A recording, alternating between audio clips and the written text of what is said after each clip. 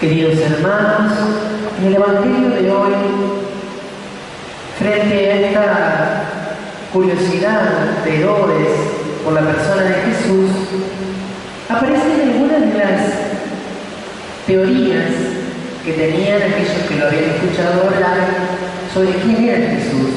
Y dicen, por ejemplo, que es un profeta como los antiguos. Sin duda que Jesús es un profeta, es el gran profeta, el mayor, el que ha hablado verdaderamente Dios. Pero hay algo en lo cual Jesús se distingue de los profetas, y es el tiempo, la dedicación, el cuidado que Jesús dedicó a los enfermos.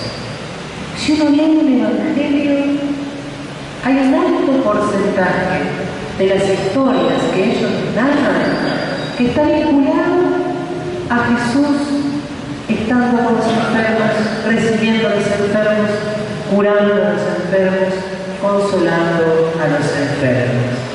De tal manera que desde el mismo Jesús, el cuidado de los enfermos identifica a la Iglesia Católica, identifica al cristianismo. No se puede imaginar al cristianismo sin esta atención particular a los que sufren.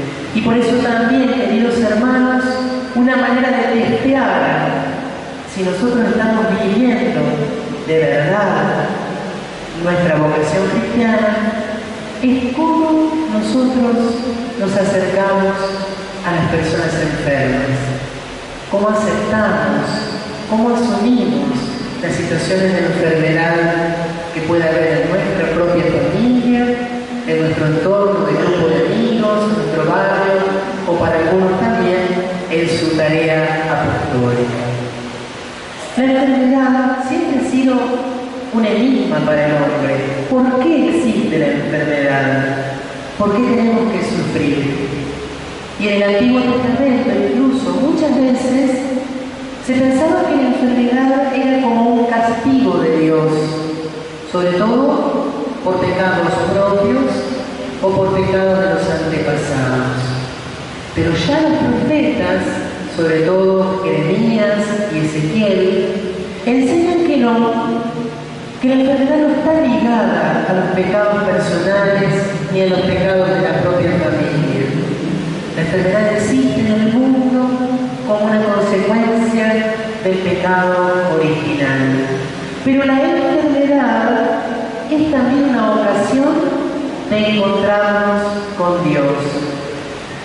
Y también ya en el Antiguo Testamento, sobre todo en Isaías, en los cánticos del siervo, se preanuncia que la enfermedad puede tener un valor redentor.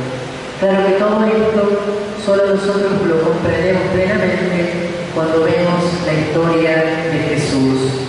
Él se hizo verdadero hombre y por lo tanto quiso asumir también el sufrimiento. No sabemos si Jesús estuvo enfermo alguna vez, pero es probable que sí, cuando era niño, cuando era joven, cuando era adulto ya en Nazaret, o incluso durante su vida pública, puede haber contraído alguna enfermedad. Seguramente no fue grave porque no quedan constancias en los evangelios. Pero en la cruz, en la pasión, Él asumió todo el sufrimiento humano, el sufrimiento del alma, del corazón, y el sufrimiento corporal. Y allí es donde nosotros descubrimos que la enfermedad puede tener un sentido magnífico, insospechado en los planes de Dios. El sufrimiento más injusto, el sufrimiento más absurdo para la lógica humana, la muerte del más santo de todos los hombres, como un malhechor, Dios pudo sacar la salvación para toda la humanidad. Por eso, queridos hermanos, cada persona enferma debe conocer este sentido profundo que nos anuncia Jesús. Pero Jesús no solo ha querido que las personas supieran a través del anuncio de la doctrina cuál podía ser el sentido que Dios estaba cerca de aquel que sufre. Jesús quiso instituir un sacramento. El sacramento al cual hoy nos queremos referir, que es el de la unción de los enfermos. Un sacramento que no tiene buena fama. Vieron que para muchas personas, cuando uno le dice, ¿no querés que el Padre le vaya a dar la unción? Así se asustan y dicen, no, pero ¿cómo va a ir a verlo? Va a pensar que se está muriendo. Es como que le dicen unción de los enfermos y es casi sinónimo de condena a muerte, se va a morir. Y evidentemente que ese no es el sentido del sacramento, y aquí hay una concepción errónea y reduccionista. Es cierto que hasta hace un tiempo este sacramento se lo llamaba extrema unción de manera habitual, con lo cual las personas asociaban que solamente se recibía cuando uno estaba moribundo, cuando ya era inevitable que la persona partiera, ahí se podía recibir la unción. Pero en la Iglesia antigua y en la praxis actual, el sacramento no es solo para los moribundos, es para toda aquella persona que por enfermedad o por vejez comienza a estar en peligro de muerte. Así dice el texto del Catecismo de la Iglesia Católica. Y esta afirmación es muy amplia, ¿no? De tal manera que cualquier persona que tiene una enfermedad de cierta gravedad o que va a ser sometida a una operación grave o un anciano cuya salud ya está debilitada y entonces puede quizás presumir que va a empezar a declinar su salud, puede recibir la unción de los enfermos. ¿Cuándo instituyó Jesús este sacramento? En el Evangelio de ayer, justamente, escuchamos cómo Jesús enviaba a los apóstoles a que ungieran a los enfermos con aceite y les impusieran las manos. Esos dos son los gestos esenciales, sobre todo el de la unción, del sacramento que hoy nos ocupa. Pero la Iglesia siempre ha considerado como el texto más fuerte en relación a este sacramento el de la carta de Santiago capítulo 5, donde Santiago dice: ¿alguno de ustedes está enfermo? Llamen a los presbíteros de la Iglesia para que oren por él, para que lo unjan, y el enfermo se fortalecerá y se le perdonarán los pecados. De manera que en ese texto de Santiago 5 encontramos ya una pequeña descripción de este sacramento. Por eso, queridos hermanos, no tenemos que tener temor de ofrecer este sacramento. No es el mejor momento para recibir este sacramento estando moribundos. ¿Por qué? Porque este sacramento incluye, cuando la persona está lúcida, la confesión. Y una persona moribunda casi nunca puede confesarse.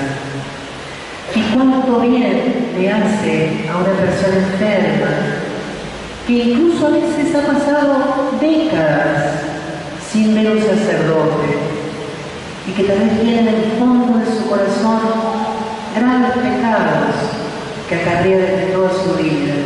Qué bien le hace confesarse, cuánta paz le trae al corazón. Entonces, nosotros, mientras estamos bien, tenemos una gran responsabilidad, e incluso me atrevo a decir que es un grave pecado de omisión no ofrecerle al enfermo la visita del sacerdote mientras todavía está lúcido y puede atenderlo bien. Es cierto que a veces las enfermedades se desencadenan muy rápido y no tuvimos tiempo de darnos cuenta, nos puede pasar. Pero si lo hacemos por pereza, por negligencia o por ese falso temor de que se asuste lo estamos privando de un medio excelente que Dios mismo pensó para que esa persona transitara con la paz de Dios en el corazón los últimos tiempos de su vida, es decir, que realmente después va a partir. Porque en realidad, queridos hermanos, muchas veces las personas que reciben la unción no mueren, porque incluso a veces Dios quiere, a través de la unción, ofrecer a la persona no solo el alivio del alma, sino también el alivio del cuerpo. Este es uno de los efectos del sacramento que no sucede siempre, pero que algunas veces todos nosotros, o muchos de nosotros seguramente, hemos podido comprobar. Enfermos a quienes los médicos ya quizá daban días de vida, de pronto recibieron la unción y el Señor nos regaló meses, que a veces años todavía para continuar viviendo entre nosotros, años o días que a veces significan el poder cerrar algunas etapas, algunas historias, reconciliarse con sus familias, encontrar la paz en lo más profundo de su alma, también los vínculos que deben quedar luego aquí en la tierra. Por eso entonces, queridos hermanos, si ustedes me permiten, quiero repasar los efectos de este sacramento. Lo primero es una gracia del Espíritu Santo que concede al enfermo paz, consuelo y fortaleza espiritual. El segundo efecto es el perdón de los pecados, que a veces está dado en la confesión. Y cuando el enfermo no puede confesarse, es el mismo sacramento de la unción el que le concede el perdón. Por eso el sacramento de la unción solo lo pueden dar los obispos y los sacerdotes. Los diáconos no pueden administrar este sacramento porque los diáconos no pueden administrar el perdón de los pecados. Tercer efecto, unir al enfermo a los dolores de la pasión de Jesucristo. Saber que en realidad el enfermo sufriente es Cristo. No solo está cerca de Cristo, sino que hay una identificación real con Él. De tal manera que Jesús en Mateo 25 dice que una de las cosas que va a tener en cuenta en el juicio final es que hayamos visitado a Él en los enfermos. Estuve enfermo y me viniste a visitar. El cuarto efecto, que también es uno de los menos conocidos, es que el enfermo puede unir sus dolores a los de Cristo para el bien de la Iglesia. El enfermo que es ungido desempeña un verdadero ministerio eclesial y su oración y sus dolores físicos y espirituales se transforman en fuente de gracia para toda la Iglesia. Un enfermo desde su lecho puede ser también misionero, puede sostener a aquellos que están predicando la palabra en Japón, en la India, en Oceanía, en tantos lugares del mundo, sostenidos justamente por el sacrificio oculto de aquellos que están crucificados en la enfermedad. ¿Cuánto sentido le da al enfermo hacerle saber? ¿No? Decirle, todo lo que vos estás pasando está haciéndole bien a alguien. Si vos solo ofrecés a Dios, esto ayuda a que otras personas puedan tener la gracia para cumplir con la misión que les ha confiado. Y por último, el quinto efecto, que a veces será y a veces no, es la curación corporal, es decir, el restablecimiento de la salud física. Hoy vamos a pedirle a nuestra Madre, a quien invocamos nosotros como salud de los enfermos, como consuelo de los afligidos, que nosotros, cuando nos toque la enfermedad, podamos vivirla a la luz de la fe, que sepamos que allí Cristo está con nosotros, Cristo está en nosotros, nos ofrece una manera privilegiada, aunque misteriosa, de transfigurarnos en Él. Y ojalá que también nosotros, como creyentes católicos, creyentes practicantes, nos conozcan, nos identifiquen por nuestra cercanía con las personas que sufren. Que nunca se diga que un católico que va a misa después permanece indiferente ante un familiar suyo enfermo que lo necesita. Al contrario, que siempre nos sepan reconocer por la paciencia, la constancia, la perseverancia de permanecer y acompañar a aquellos que están padeciendo. Que María, Nuestra Señora de Lourdes, patrona de los enfermos, nos alcance hoy esta gracia. Ave María Purísima, sin pecado concebida. Nos ponemos de pie y le presentamos a